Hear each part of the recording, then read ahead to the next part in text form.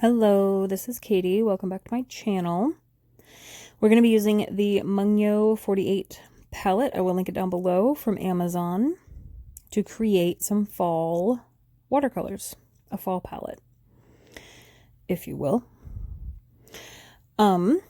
So first I'm going to blend olive green with deep phthalo green to get kind of a even better green, in my opinion.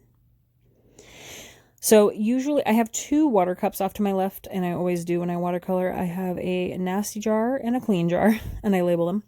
The goal of the clean jar is to keep the water clean so you can bring that water into a new color in the palette.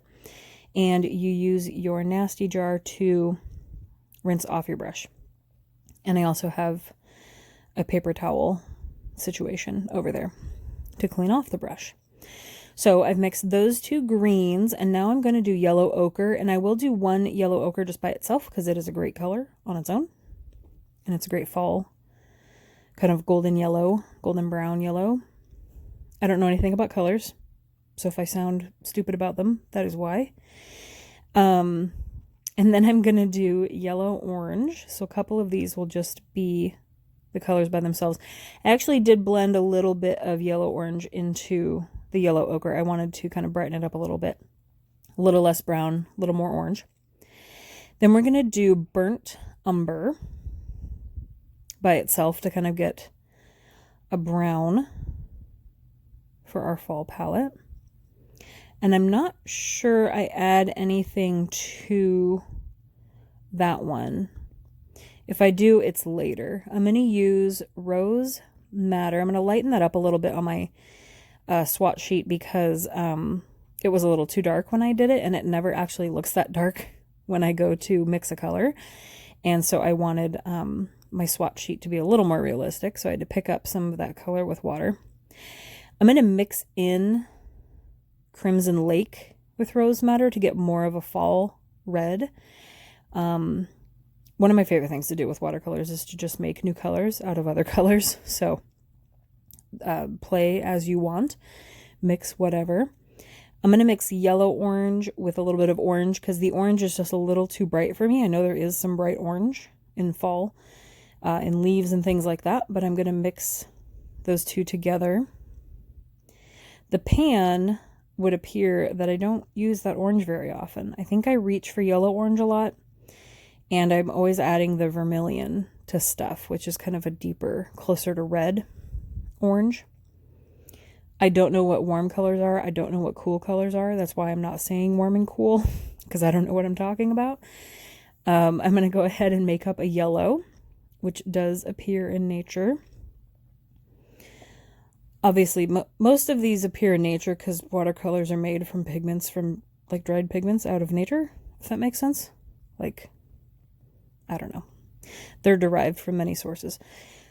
But most of the time, I think if they're really good watercolors, they come from actual things in nature, which is awesome to think about.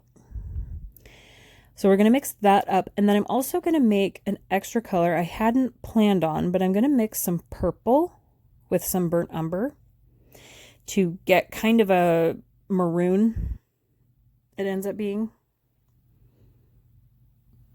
And when you blend a couple colors like this, the result when you paint with it can kind of look a little grainy as well. And if they sit too long, they can also kind of separate because that's just what they do. But if you keep mixing it, I think this is a really good kind of the maroon that you see in fall on the leaves.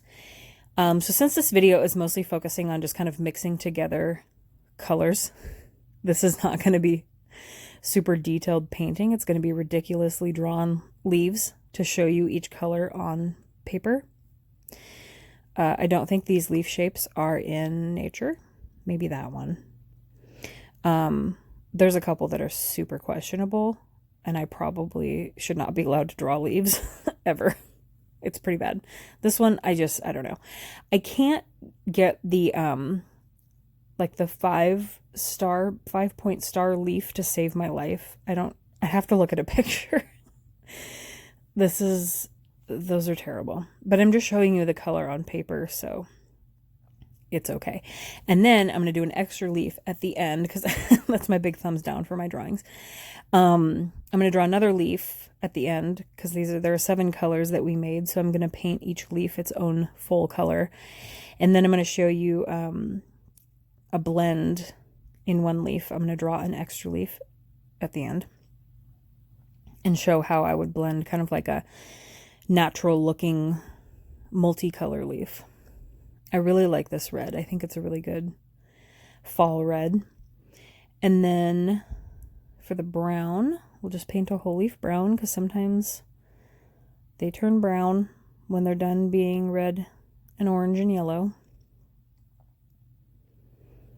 And by all means, mix something else into your brown if you want more than just a single pigment situation.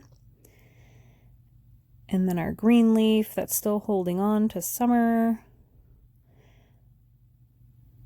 I don't know if a green leaf falls out of a tree, does it eventually turn red and orange and yellow and then brown and then dies? Or does it just die? I don't know if the leaves have to be on the tree to turn the colors. This yellow I really like, so that's yellow ochre mixed in with a little bit of orange, I believe is what we chose. And then our yellow, orange, and orange combo. And then our yellow, I really like this one. When I have all my lights on so that this is bright for you and you can see what I'm doing, but the reflection when I'm watercoloring is so hard sometimes, and I can't, because I'm trying not to put my head over it, like so my head is not in the view. And it's kind of hard to see where I'm painting because of the reflection off of the water a lot of the time. This color turned out okay. I think I probably would have added more purple. There is a lot of purple in fall leaves, like actual purple, so don't be afraid to use it. I'm going to draw this extra leaf. It's going to be ridiculous. But I'm going to take my red that we made. I'm going to add a little more orange to this to make it darker orange because I want to for this blend. So I added in, I think I added in vermilion. It was just a quick bright orange.